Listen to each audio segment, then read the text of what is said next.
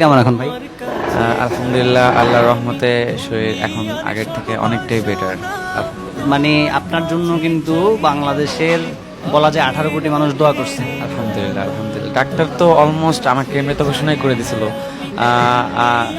Neurosurgeon যে মেডিকেলটা আছে ওইখানে তো আমাকে ভর্তি করে নাই, কারণ মানুষের ব্রেন থাকে সাথে সাথে হলে তারা ভর্তি নেয়, কিন্তু আমারটা সাথে না, আমারটা গেছে 3-এ।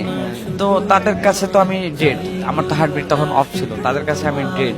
তবে সব থেকে ইয়ার ব্যাপার কি, আনন্দের ব্যাপার কি, আমার যে কি যন্ত্রণা হয়েছিল এগুলো কিন্তু আমি কিছু জানি না। আমি ওই দিন কোথায় প্রোগ্রামে গেছি, আমি বাইকে অ্যাক্সিডেন্ট করছি, কি হয়েছে না হয়েছে এগুলো আসলে আমি কিছু জানি না।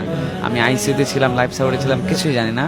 রমজানের আগে হুট করে আমার সেন্স ফিরছে, দেখি আচ্ছা, বাসায় মাঝখানে কিছুই জানেন না? কিছুই জানি না। ও, আচ্ছা। কিছুই পরে শুনি যে আমি এরকম এরকম কাহিনী হয়েছে। যাক, তবে দেখেন, আলহামদুলিল্লাহ, আপনারা আমাদের মাঝে আবার ফিরে আনছে, এটা আল্লাহ তাআলার কাছে আল্লাহর কাছে শুকরিয়া। শুকরিয়া। Thank you so much.